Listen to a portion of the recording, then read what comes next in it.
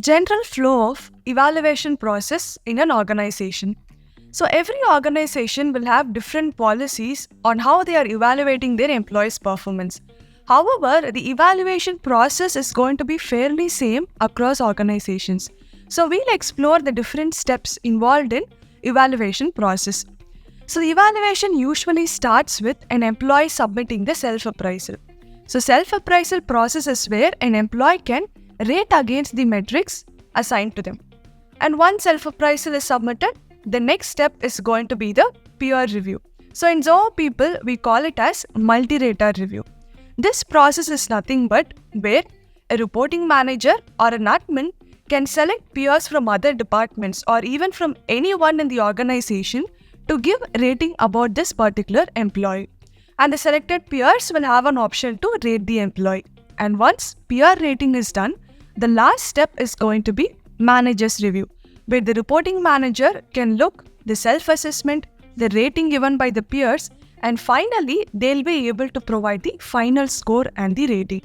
We call it as manager's review because in most of the cases, it is going to be the reporting manager who will be doing the review. But there can be other options as well, where the department head to do the review or even one particular individual who will be carrying out the review process. So self-appraisal, peer review, manager's review, and this is when you will be publishing the results to your employees. So before publishing the results, depending upon your organization's policy, you can also include one step which is called normalization. So normalization is nothing but it is a process of comparing your raw performance data with a standard scale.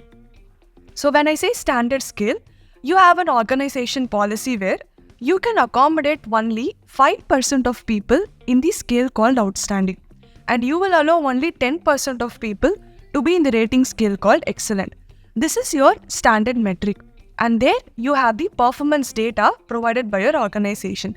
You're going to evaluate both these options. So you have a data where according to the current cycle, you have 6% of employees falling in the scale called outstanding. But your standard scale is where you can have only 5% of employees. So you're going to match the rating based on your standard scale. And once this is done, you will be able to publish this information with your employees. So employees are notified, they'll be able to view the results. And based on the results that they see, they can provide feedback about the appraisal process. This is one outcome of your evaluation process. The other outcome is with respect to salary hike.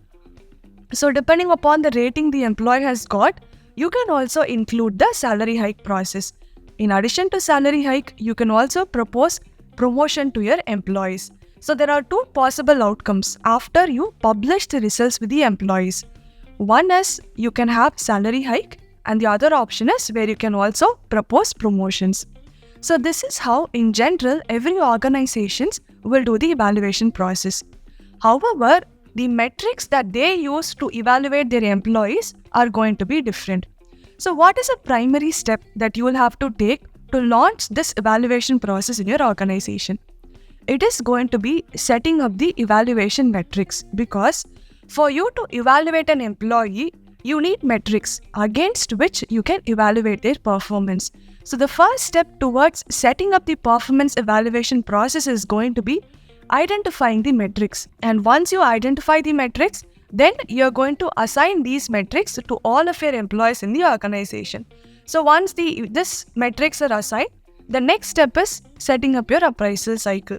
So you're going to define all the metrics, all the policies that you would like to include for this particular appraisal cycle, and then you will start the process. So once you start the process, employees will start submitting self-appraisal, and then the complete evaluation flow will happen. So even in Zoho People, we are going to follow the same method. So for you to incorporate your existing policy into the performance management system in Zoho People, you will always start with setting up the evaluation metrics. So you'll have to identify the metrics, assign the metrics to your employees, and then you're going to visit set of restrictions and permissions that you can have. Once this is done, you have an option to create appraisal templates, and using appraisal templates, you will be initiating your appraisal cycle. And once your appraisal cycle is initiated, we do have different types of reports that helps you to gather real-time information. So using the performance management system in Zoho People, you will be able to incorporate your existing policy into our tool, thus automating your entire evaluation process.